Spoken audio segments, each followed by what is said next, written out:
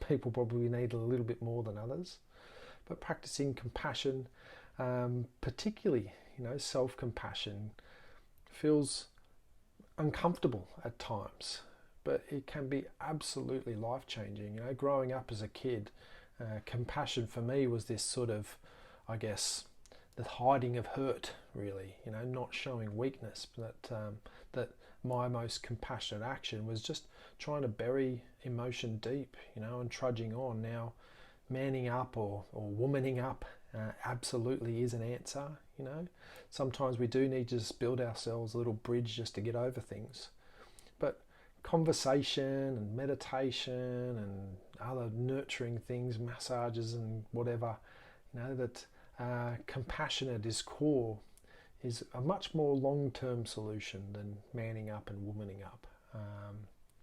And yeah, so what I wanted to do, now that we've done a little practice in calm abiding, I wanted to do sort of the second part of this, which was not just me talking about stuff and asking questions. I really wanted to bring in a bit of an active, contemplative part to this practice as well. Now, I appreciate it's going to feel a little weird, me asking you to do this, but it'll be a really quick little practice, this sort of idea of, bringing a little bit of softness, nurturingness into the things that stress us during the day. So I want you to think of something that's happened to you in the last day or two where you probably could have been maybe a bit more kinder with yourself, or whatever it is. It's something that's coming up in your life that's caused you a bit of stress, a bit of frustration. Whatever it's been, doesn't matter how small or how big it is. I just want you to think of a situation in your life, I guess, that's difficult right now, that's causing you stress. All right? And when you do this, I just want you just to allow your eyes to close, just if you have got that thing that's happening. Now there's a few of you with your phones off, so I'm just going to assume that you've got it and you've got your eyes closed now. But just bringing to mind this time in your life where you could have been a bit more kinder. And really bring to mind the situation. Who was there, what was said.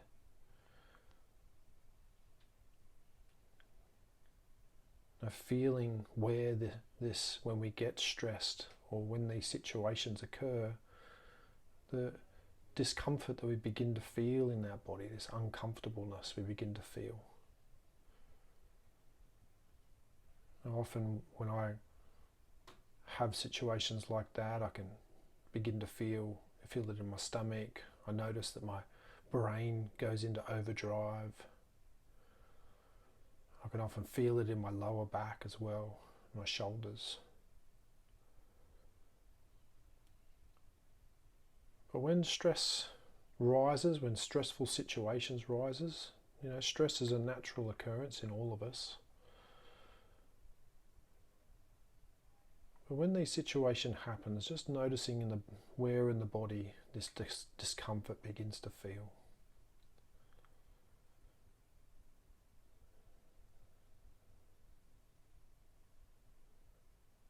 And when you're beginning to feel that discomfort, just in your thoughts, I just want you to say to yourself, this is a moment where I don't tend to cope so well. This, for me, is a moment of suffering. Now you can use your own phrases, however you want to describe it. You could say to yourself, this hurts, or this is stress. But I like just this recognition that, this is suffering. This is you recognizing that, okay, I'm not coping so well here. And as you say this to yourself, I just want you to remind yourself as well that actually this is part of the human condition. This is our common humanity. And literally reminding yourself that suffering is a part of life. That we all suffer on differing levels. It's something that all humans have in common. Every decision we make no matter how small, comes with a sprinkling of struggle or a sprinkling of suffering. It is something that's common in everyone.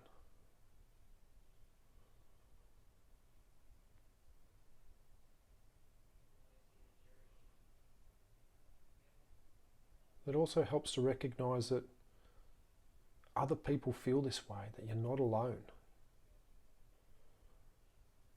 That we all have times of struggle, times of suffering. And I just want you to place your hand over your heart if you would like to. Just putting your hand over your heart and just beginning to feel the warmth from your hand on your body if you can. And just connecting with that warmth.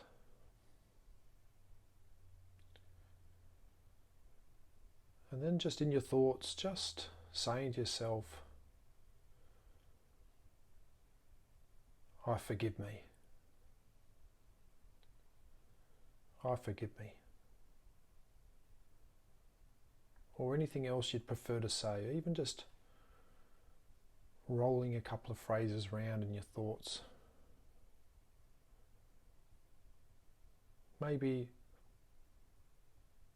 this is somewhere I need to begin to accept myself a little bit more. Or maybe this is where I need to be a little bit more patient with myself in the future.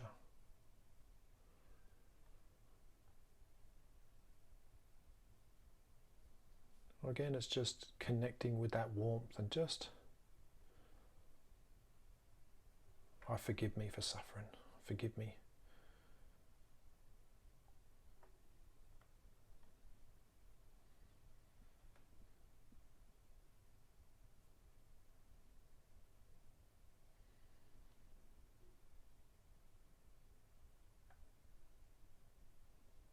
And just to finish, just again connecting with the warmth from your hands on your heart. And just taking a couple of soothing breaths.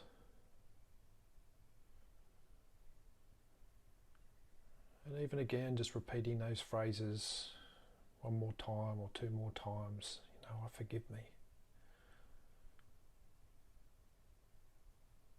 Or I accept me for who I am.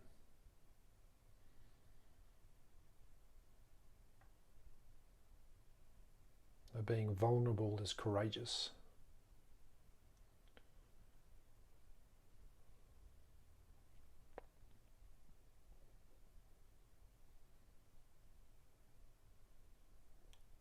But taking moments to both be aware when we're being present, but also noticing what we need, creating space in our lives, beginning to look inwards with warmth to that negative script we often get caught up in, and admitting that we struggle, that we're suffering, that life is difficult at this time, and forgiving ourselves for getting on our back and stopping that inner battle, softening the resisting, and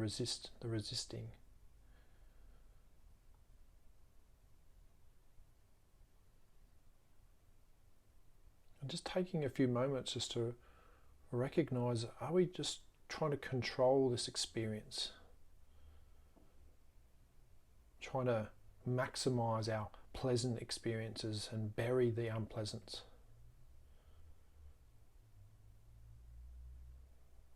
Is it okay just to recognize that you're suffering and remind yourself of that? And in the same breath, accepting what's happened.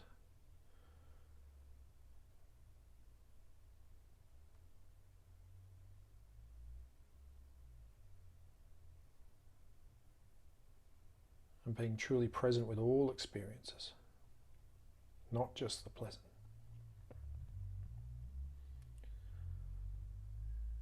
And then when you're ready and you're wanting to let go of whatever situation that was, I just want you to allow your eyes to open.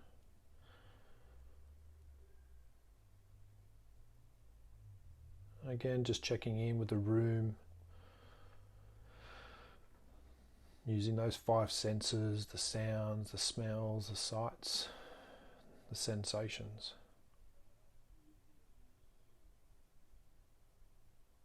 And even again, if you're wanting to, just using that phrase that you used just before, maybe it was again, that I forgive me, that I accept me,